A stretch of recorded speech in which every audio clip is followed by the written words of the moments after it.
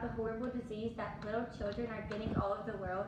You should be. This disease has grown rapidly over the last few years. Today, I will inform my audience about a rare disease in children called diffuse intrinsic pontine glioma, shortened DIPG. We as humans are always curious as to what is going on in the world. I know I am. This disease has always been something I wanted to learn more about due to the children that it has affected in our area.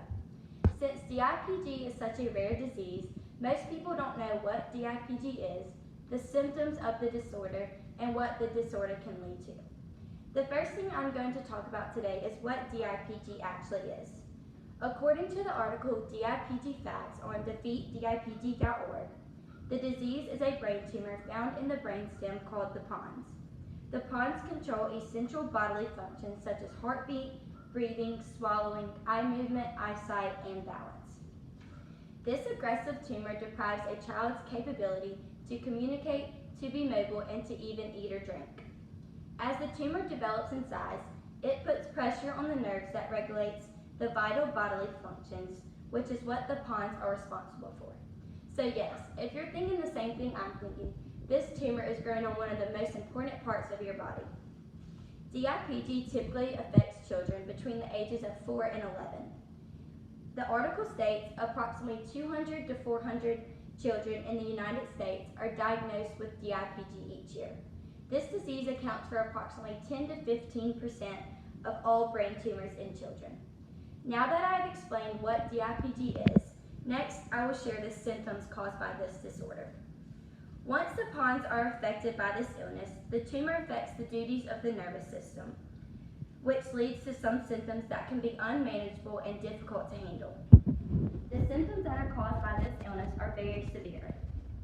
According to the Diffuse Intrinsic Pontine Glioma Resource Network from DIPG.org, the tumor itself causes symptoms such as double vision, difficulty in controlling eye and eyelid movement, facial expressions, chewing and swallowing, speaking, urinating, weakness in the arms and legs, and loss of balance, and many, many more.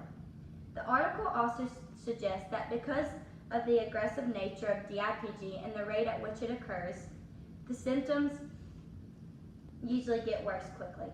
Now that you know what DIPG is and what the symptoms are, I'll begin to discuss the unfortunate truth of what this dreadful condition can lead to. Earlier, I explained to you the different symptoms of this illness, some of those symptoms which are very deadly. DIPG is the leading cause of death from pediatric brain tumors. When the tumor develops, it obstructs a child's breathing and heartbeat, which eventually leads to the child's death.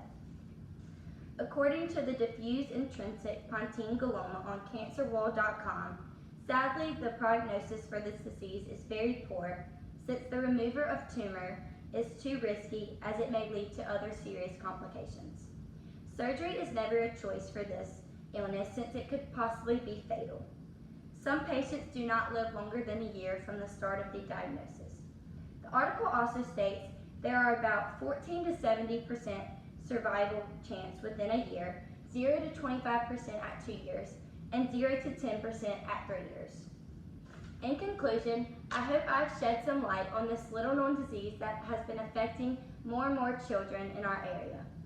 We discussed what DIPG is, what the symptoms of the disorder is, and what this disorder can lead to.